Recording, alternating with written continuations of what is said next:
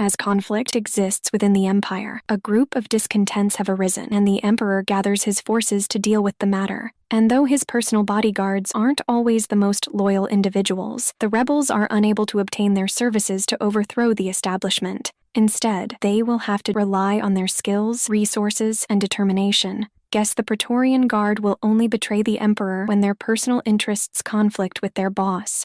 Greetings and welcome to Checkpoint Gaming, Dune, Imperium, Bloodlines. With this episode, we'll be going over how Bloodlines will be incorporated into solo, 2-player, and 6-player games. Since this is an add-on to our earlier episode on the same subject, we'll link that episode to this one so that it can be visited if needed. When played as a solo or 2-player game, incorporate the 6 new House Hagal cards and the 6 new rival cards, with only 4 of the House Hagal cards and 1 of the rival cards being used if playing with the tech module. During setup, the new rival cards are shuffled in with the other rival cards, with Coda Odax of Ix only being used if playing a solo game, and the tech module is being implemented. The new House Hagal cards are only used under specific circumstances. First, only use the 2 Tuex Sietch cards, which would give the rivals access to that given board space if the Esmar Tuek leader is selected. And second, only use the 4 Acquire Tech cards if playing a solo game and the tech module is implemented. But if playing with the Rise of Ix expansion, the Acquire Tech cards aren't used. Regarding the Sardaukar commanders, they can't be obtained by a rival until it obtains its Swordmaster.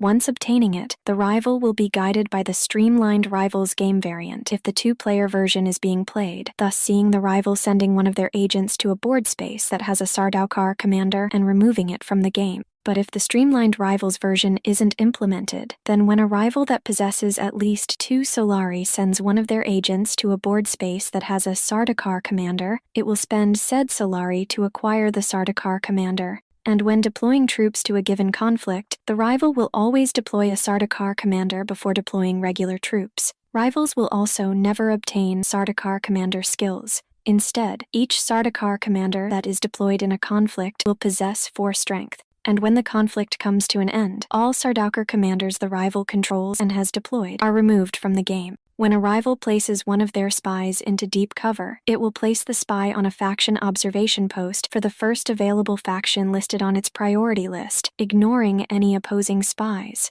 And when a rival moves a spy, it will treat it as though it was placing a new spy in accordance with the priority list. What this means is that the spy is placed onto the first possible observation post, excluding the post it is moving from. But if all the other faction observation posts are full, then the spy is lost. Sounds like it fell to a counterintelligence plot from a foreign intelligence organization. And when a rival loses a troop, it always loses a regular troop before losing a Sardaukar commander. They will also lose that troop from the garrison, if possible, before they lose it from the conflict. And when playing solo Bloodlines with the base game, the rival cards aren't used. Instead, a rival can use one of the new leaders. If it is using Esmar Tuek, don't place the Tuex Sietch board tile. When the rival activates his signet ring, they always obtain extra spice from the space with the most spice, or the total spice if a tie exists. But if none of the spaces have bonus spice, then ignore the signet ring. When it comes to Peter de Vries, the rival will use his signet ring normally. Regarding Sardaukar commanders in a solo game, the rival will behave as though the Streamlined Rivals variant isn't implemented while in a 2-player game. The rival will behave as though the Streamlined Rivals variant is used, regardless if it has its Swordmaster or not.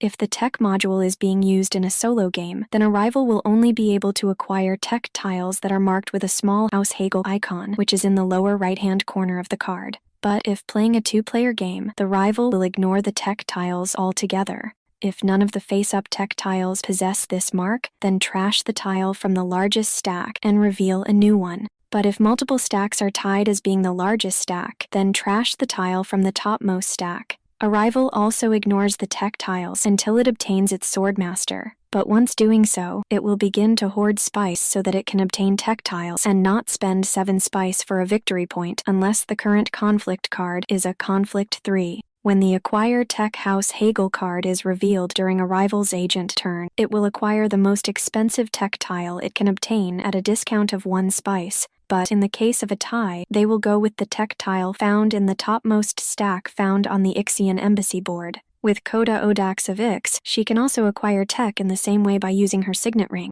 When a rival obtains a tech tile, they typically work the same way as with human players, but with some specific guidance or clarification for some tiles, which consist of the following. With the Delivery Bay, the rival that obtains it will ignore the Acquire effect. With Delivery Bay, Panopticon, and Training Depot, the rival that obtains it will immediately gain the Revealed Turn effect once they complete their final agent turn each round. Regarding the Requiring command, the rival will always get the command bonus. With Gene-Locked Vault, Glow Globes, Self-Destroying Messages, and Servo Receivers, the rival that obtains it will only use the Acquire effects. Regarding Gene-Locked Vault, the rival will choose to draw an Intrigue card. With Rapid Dropships, the rival that obtains it will flip it the first time it sends an agent to a non-combat space during a round. And with Spy Drones, the rival that obtains it will flip it during its turn at the first opportunity it has in each round, including the round they obtain the tile. When flipping the tile, the rival will gain 1 Solari. They will also ignore the Trash effect.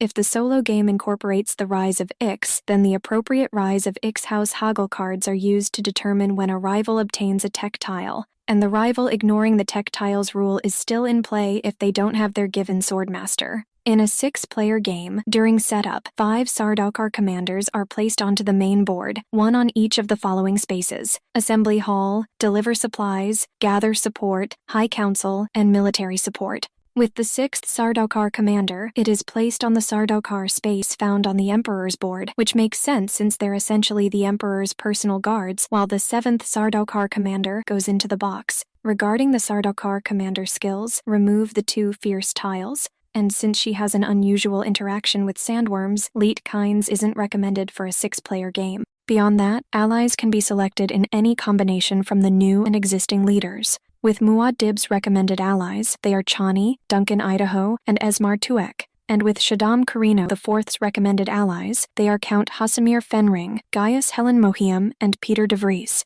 When it comes to Steersman Yurkun and Koda Odax of Ix, they can be chosen for either side. When it comes to Sardaukar commanders, Muad'Dib's team is unable to acquire or recruit them, seeing a member of his team spending 2 spice to draw an Intrigue card, followed by removing the associated Sardaukar commander from the game when they send one of their agents to a board space that possesses a Sardaukar commander. They also don't gain anything from trashing Sardaukar standard. When Shaddam obtains a Sardaukar commander, it's recruited from his activated ally, with this ally choosing which Sardaukar commander skill is given to Shaddam from their supply with the Sardaukar commander now belonging to that ally from that point onward. And when returning it to their supply, said ally will pay a recruit cost of 1 on their turn, while Shaddam will not pay to recruit it. It must be good to be king. It's worth noting that a team's commander can only obtain the alliance token from their own board, which is the only way they can complete the Earn Any Alliance contract. With the tech module, since a commander can't take and place any conflict cards into their supply, they have no battle icons from the Ornithopter fleet for this given tech tile to affect. When it comes to Plasteel Blades and Sardaukar High Command, the Muad'Dib team can obtain them and benefit from their Acquire effects. And if Shaddam possesses either tile, he can only use them when obtaining a Sardaukar commander, since after that, it will belong to his activated ally. And with that said, this will bookend the mini-series pertaining to how to go about playing and incorporating Dune, Imperium, Bloodlines. We hope that you found this to be helpful and allowed you to better understand how to go about playing the game. As time progresses and any updates get put out for the community, we will return to these episodes and update them accordingly to better reflect the changes that have been made to the game. With the nature of Checkpoint Gaming, we want to present the most up-to-date version of the game as possible to those who wish to play. So with that said, we hope you enjoyed our series pertaining to how to go about playing Dune, Imperium, Bloodlines. If you liked this episode, feel free to give it a like. And if you want to stay up to date on any future episodes we upload, go ahead and subscribe. You can also support us on Patreon for as little as $1 a month at patreon.com/checkpointgaming. See you in the next episode and happy gaming.